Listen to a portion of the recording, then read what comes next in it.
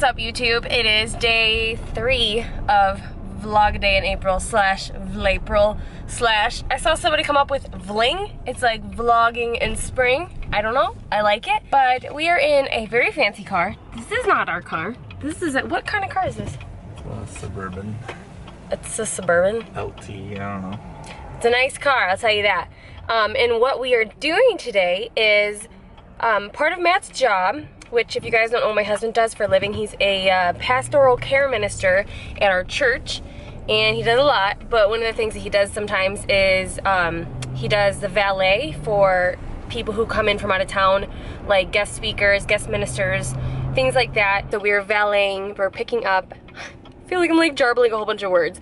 We are picking up our guest speaker for tomorrow, which is John Hagee. John Hagee. But basically, Matt and I have to pick people up from the airport sometimes, which is one of my favorite parts of his job, because then I get to be with him for that portion of his job. I'm just a mess today. But for now we are heading out to an airport because John Hagee's flying in on like a private jet. I like it. We've been able to valet a lot of really cool ministers before. Again, I'm gonna drop names that 99% of you are not gonna be familiar with, but people like Jesse Duplantis and Rick Renner and the Copelands, Kenneth Copeland, Gloria Copeland. I think those are like the main ones that we do repeatedly. That people would know. That you guys would know. Ooh, bouncy car. So yeah, little known fact, I know I don't talk much about Matt's job or what he does and my involvement with the church, but the arm is getting tired again. None of that was fitness related. You guys got plenty of fitness yesterday. You got plenty of macros and fitness and stuff. So yes, we'll see how the rest of this day pans out. I have no idea what I'm gonna show you guys. And I think I'm doing a Snapchat Q&A today. I think that's what this video is gonna evolve into. So I'm hoping that you guys are sending me questions right now for me to answer. All right, you know what? I think Walmart is a Lynette Marie fan and that they watch my vlogs because they have never had the orange monster like in the coolers up front, ever. And they did today. I'm so sorry, I'm so out of breath. I ran in Walmart because we were like rushing to get to the airport. I ran in Walmart in heels. It was impressive. But I got Monster Orange. If you guys have not tried this, I'm gonna tell you every day for the rest of my life, try this. It's so good. It's better than white in my opinion. That's all I'm gonna say. I'm gonna relax. I'm gonna calm down because I am getting out of hand. It's too much. I haven't even had my Monster yet. I should rethink the Monster. Nah. All right, I've had snacks and I had my Monster. I'm ready to Q&A it up in here. My question to you is, what do you find to be the hardest part of being an online trainer working from your home? And sometime when I come home to visit, can I lift with you? Thanks. Yeah, you can lift with me. I'm like really cool with meeting people in my area. I'm down to meet anybody in my area that is a female. Don't be weird. What is the biggest like struggle with online training versus real life training? Working from home. This is like a very loaded question. I would say the biggest downfall with not being able to work one-on-one with a client is not being able to like be physically in their face motivating them. I used to do that a lot when I was at the gym with my clients. I would work really hard to get them pumped up, get them excited. You know, it's easier to empathize with somebody if you're right there with them, and that's what I like to do, is like kind of put myself in their shoes and just be like, yeah, I know what you're going through, but we can do this, we're gonna do it together. And it's hard not being able to do that through the internet. And it's important that the intensity of your workouts are like where I am expecting them to be, and it's hard not being able to watch my clients work out and make sure that their form is correct, make sure that the intensity is where it's supposed to be. It's just harder to tell that stuff, but by and large, as long as my clients are being honest with me, it's actually very easy for me to train them over the internet as opposed to training them in person. Is it hard to work from home? Yes, it's definitely hard to work from home, but it's been an adjustment. You would think that that'd be like ideal, right? Like work from home, that sounds amazing. But it comes with its drawbacks. You know, I feel like I'm never socializing with people. I feel like I'm never leaving work because my job is at my house, and so like even if I walk away from my desk and I'm done working, like I can see my work stuff all day and I'm always thinking about work. So it feels like I'm like never gone from work. That's, I mean, I don't know, that's probably just normal for a lot of people, but yeah. Someone just said, how do you stay motivated when you're having a bad day? She just like popped it up on the screen. She didn't do a video. How do I stay motivated when I'm having a bad day?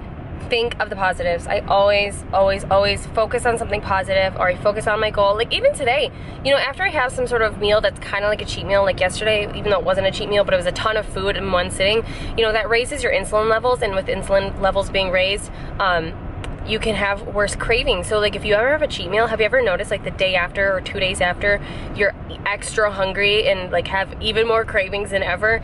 It's because of an insulin spike, and that's normal. And so today I like wanted to like not stick to my diet, and I was really kind of fussing about it for a little bit. First of all, I went and distracted myself. I like went and found something to do so I would stop thinking about it. And then in the middle of like distracting myself, I was like, you know, this is really not so bad. Like I have a goal. I want to lose some weight. It's fine. Like I'm gonna be okay if I'm not even eating all the food that I want to eat right now, or you know, if this is not fun for me today. I just think of the positives, and I think about what it is that I want to accomplish and why.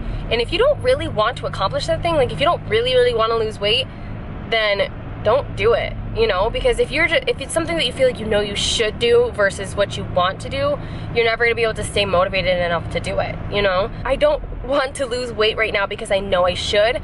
I want to lose weight right now because I want it. And I remember that. It helps me to stay motivated, because this isn't like a doctor told me to lose weight or I have to lose weight for an event. I'm losing weight because I want to. And I think that that is the easiest way to stay motivated, is when, of course, if you have like a bikini competition, that'll motivate you, but wanting it, you know. And if you don't want it right now, that's okay. Like don't push yourself to do something that you don't really want to do, because it's just gonna be miserable trying to keep yourself motivated when you don't even want it. Olivia asked, how often do you drink energy drinks? Often. I try to limit it to like 3 to 4 a week. Try. Someone typed, what are some of your favorite shoulder exercises that really give you the best mass and definition? Am I supposed to be showing you guys this? I don't know. How does this work? I've never watched a Snapchat Q&A. I don't even know if I'm doing it right. I'm just assuming based off of assumption. What are your favorite shoulder exercises that really give you the best mass and definition? Shoulder exercises I have found are pretty personal. What works really well for some people does not work well for others. That's one that I even find it hard to work out with other people, because I usually do okay with my friend Lindsay. We usually like can keep up with each other, and like the same exercises work for us. But my favorite are a dumbbell shoulder press, a bent elbow lateral raise, upright dumbbell rows, and an Arnold press. And I think I've seen, if you guys have watched my upper body videos, I know I don't have a ton of them, but if you've watched them, those are in my like shoulder day videos a lot, because I know it works for me.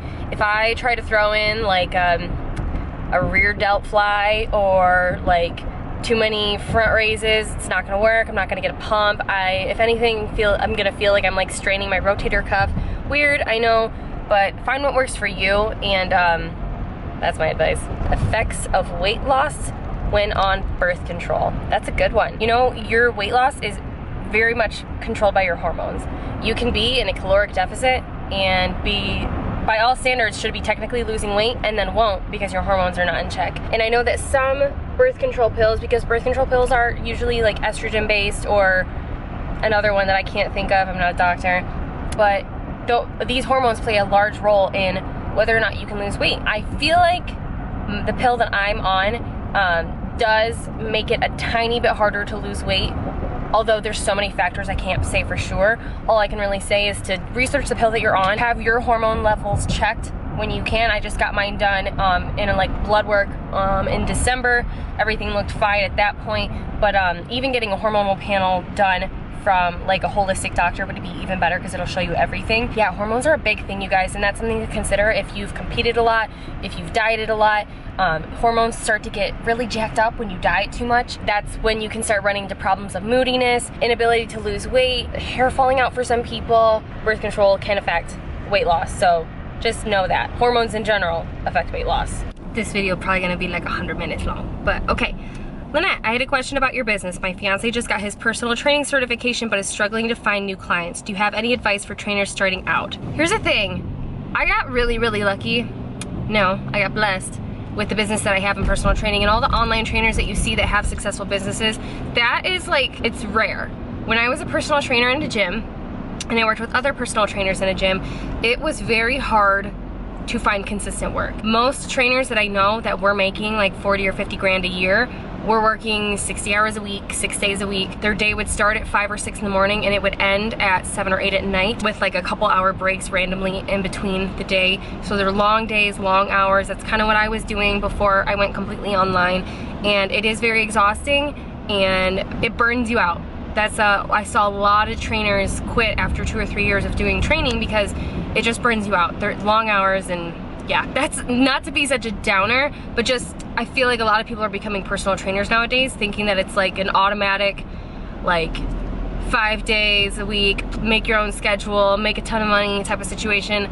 No, y'all, I struggled for like 2 years doing that in a gym, and I still never built up a full-time business. And I went online with my business, which has been very successful for me, but I've had a lot of people message me and email me and say like, I went online with my business and it's not doing very well and I don't know why. If you're doing your business online, have an audience. That's the short version of a video that I made a few months ago about how I started my online business. But if you have 300 followers on Instagram and you're trying to launch an online business, you're gonna have like 2 clients. When I started my online business, I had about 6,000 followers on Instagram, which is not very much, but basically right away I was full-time based on the amount of people that hired me, and now I have about 23,000 followers on Instagram, and I've just continued to grow in my business every month. I've been very, very full-time for a long time, and how I did that is probably subject for another video, but have a plan. That's all I can say is have a plan. Know where your audience is gonna come from. Don't think that if you just walk into a gym and sign up as a trainer, that clients are just gonna automatically be pouring in. Don't think that just because you launch an online personal training business that clients are gonna be pouring in.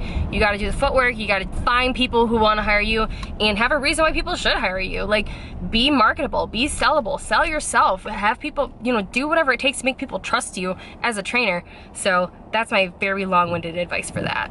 Top 3 exercises to tone your butt. Well, my top 3 favorite glute exercises would have to be deadlifts, hip thrusts, and I'm not a huge fan of squats. Leg press. I'm gonna say leg press. I really like leg press, especially single leg press. It puts more tension on the glutes and like more focus on the glute muscle as opposed to like quads, hamstrings, things like that. So that's my answer. How do you handle haters on social media? I guess it'd be jealousy. It sucks. I will say that it has gotten to me a lot more in the last few months where I've started growing on social media, so therefore I have more haters. Thankfully, it's not been too bad, but it's really hard for me to not like kind of lose it in my head when I get people being hateful for no reason, or people who just completely misunderstand what I'm trying to say or come across with, or people who seem to be like wanting to undermine me, and I don't understand why people are so hateful and so mean. But I have gotten a lot better at just letting it roll off my back and be like, you know what, the kind of person that would go on the internet and like try and tear somebody down is such a pitiful person that I just feel bad for them. Like, nobody that I know and love and respect would ever do that, ever, ever, ever. And if anything I've learned in this life is that you do not have to listen to the opinion of anybody that you do not respect or do not know. You should be very guarded about who you let speak into your life. And so people who are haters on the internet are, in my opinion, like the lowest class of human. And that's not to say you don't get criticism that can be helpful, and you know, not all criticism. I think people sometimes get crazy where anyone that even criticizes them, they're like, haters, y'all are drinking the haterade. No, sometimes people are just giving you some helpful criticism, and that I have to work on my patience with, because it's easy to just put something in the internet and feel like I'm right. Everything I'm saying is right. Why would you ever say anything against me? If you don't like what I have to say, you should leave. And to just like open your mind a little bit and be like, hey Lynette, maybe you're not right about everything. I know I'm not right about everything. So that's my answer for that. My question is what to do when you mess up in your diet the night before. Do you correct it, or do you just move on, or what's your take on it?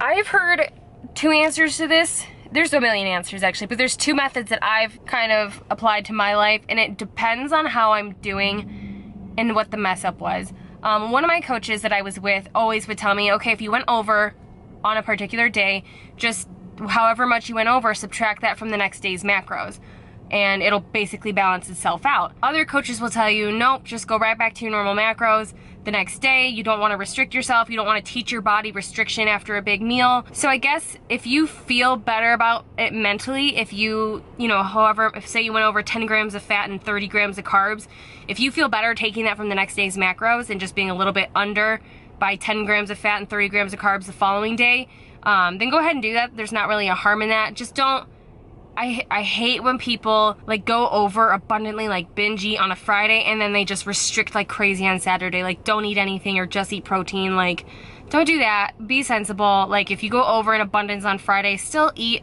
a decent amount of food on Saturday. Just do what feels right to you. And if you think that you can, you know, cut your macros a little bit that second day without getting like mentally messed up and feeling like you're restricted and having it just be like a cycle of restrict, binge, then, you know, more power to you. Do what feels right to you. Hey Lynette, this is Josie. I'm from Georgia. I was just wondering if you could give us your opinion on getting married at an early age. Okay, so I got married when I was 21. And I was a pretty mature 21-year-old. I would definitely say I was more mature than the average 21-year-old. And my husband would agree. My husband was like 29 when he married me. And I don't think he would have married like a child, like a hooligan. So the biggest thing with being married is that you just can't be selfish. And that's the thing about young people, is that they're very selfish. And they kind of have a right to be, you know, because when you're young, like life should be about you. And that's fine. Just be prepared to kind of skip through some of your youth if you're getting married, because it can't be all about you anymore when you get married young. It has to be about that other person. You can't do all the things that you want to do and just think of yourself. When opportunities come up, you have to think about somebody else, and you can't be a big baby about it. Like the first couple years of our marriage, I would be a big baby about it. When stuff would come up that I wanted to do that just didn't make sense for us, or wasn't financially feasible, or just wasn't a good idea, I would be a baby about it, and I would like mope and whine and like be passive aggressive, like, oh, I wish I could do this, like, and it was so dumb. And my poor husband just put up with it because he was married to me. And you know, not only that, but just so much changes between the ages of 21 and 25. Like I'm almost 25 now, and who I am now versus who I was at 21 is like night and day different. And going back, would I still have gotten married at 21? Yes. I just wish somebody would have like sat me down and been like, for real, Lynette, you can't be selfish anymore. It's not all about you. Even though your husband loves you and is really good to you, like you're gonna have to give 50%. So yeah, that's what I have to say about getting married young. Just know what you're getting yourself into. Just because you love that person with all of your heart and that person is a good person. Like Matt was the greatest person that's ever lived. You guys all know this. My husband is amazing. He knows that. But that's still not enough for marriage to be perfect if you've got some of your own crap going on. And even though Matt's perfect, it didn't mean that he never made mistakes either, you know, and that he never made a lot of mistakes. But just know that, be prepared for that if you're getting married young. And you know, marriage is forever. It should be forever. If you're not ready to commit to this for literally the rest of your life, no matter what, till death do you part, just don't do it. People take marriage way too lightly these days, and you gotta stop that. I was just wondering, what are the top 3 butt lifting toning exercises? Also, here's my kitten! Oh, I already answered that question, but we're gonna keep this clip in there because she had the cutest cat ever. Okay, so I'm eating salmon while I'm watching your video, so I was kind of distracted. But the whole kittens having kittens thing totally got me. That's my friend Brenna. That was not a question. But she was totally fooled by Matt saying that Mia was pregnant. So that's gonna stay in this video. What is your current workout split?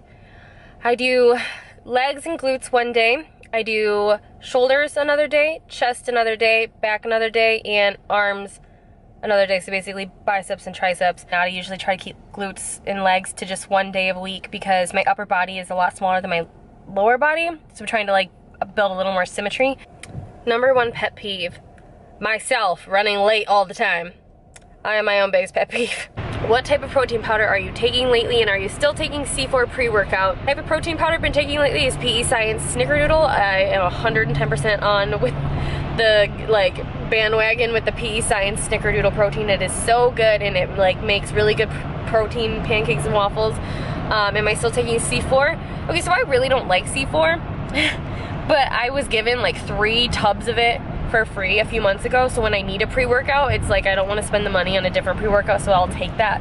But like I take it like once every 2 weeks, if that. I normally will just drink a Monster or have coffee before a workout if I need some extra energy. Okay, this is gonna have to be the last question I answer because I know I probably have literally 30 minutes of footage that I'm gonna have to get through. But I did want to answer this one because I get this question so much. How did you stop binge eating?